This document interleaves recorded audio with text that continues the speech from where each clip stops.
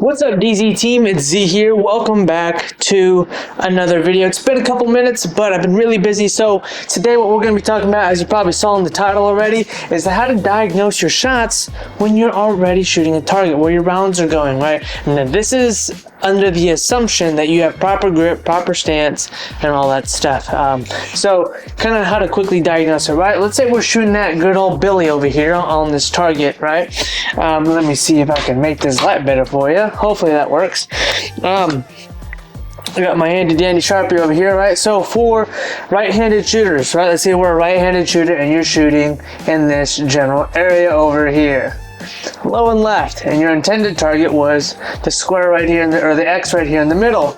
So if you're shooting low and left, that typically means that when you're holding your firearm, you have two things: anticipation. So when the gun's about to go off, you're waiting too long in the anticipation of, oh, that round's about to go off, now I need to meet it with force, and so you dip it down just a tad bit. So you're like, let's go, let's go, let's go, let's go, and then you pull it down very slightly, sending your rounds down.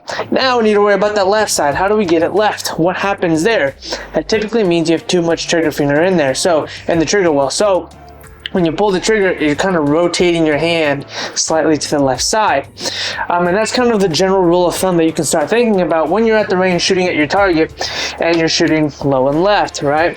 Now, this is the exact opposite if you're a left-handed shooter. If you start seeing your shots coming down here and you're a left-handed shooter, that's a pretty common area to start shooting at, right? Now, what if I'm a right-handed shooter but I'm still low and left? That could mean that you have too much support hand, and with your support hand, you're kind of pushing it forward too much or to the right too much to kind of mitigate that recoil, and you're overcompensating. Now you're putting rounds a little bit low on that from that pressure.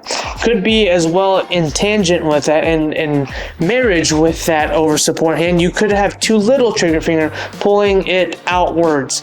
So something to kind of think about when you're out on the range. What am I really doing?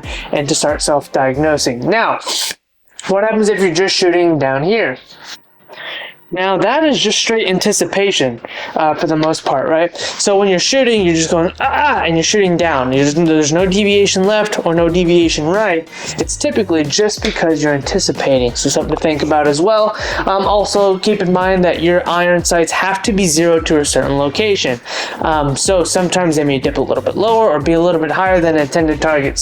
But if it's dropping way lower than you expected, and they're not being consistent, maybe you're dropping even lower than this, or a little low left, a little low right, whatever, you can consider yourself probably anticipating your shots.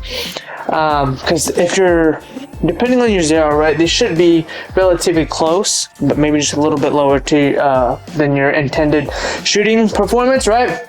So now if we're going straight just left, but we're right here on the X where I want to be, right? If we're shooting on this area, now what we're talking about here is too much trigger finger, so now it's just deviating left.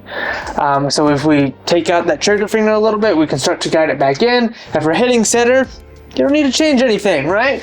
Now moving on to this right side. Too little trigger finger. Now you're deviating that trigger to the right side.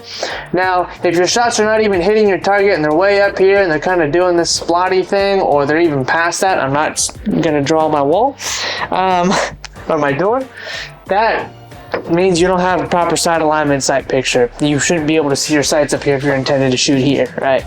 And if your shots are coming up here to the head or anywhere higher than your intended target, that is a sight alignment issue, because that means your barrel is facing upwards, and so your sights are a little bit higher. So work on your sight alignment sight picture, and that'll typically fix anything higher than this middle ground and up. So that's some quick tips there for you to kind of self-diagnose. Let me know if I missed anything in the comments, and I'll be sure to probably do a part 2 to kind of show you and self-diagnose, so you can have more tools when you're out on the range and you're not taking a course. So without further ado, thank you for watching this video. Share with anybody you think would benefit from it, and go out to the range and train. And if you want to take a class with us, you can go and check out our website. We also have online training at Dropzone Tactical LLC. We have a lot of links down below in the comments if you're watching on YouTube. So go and check that out, and I will see you guys in the next video. Bye.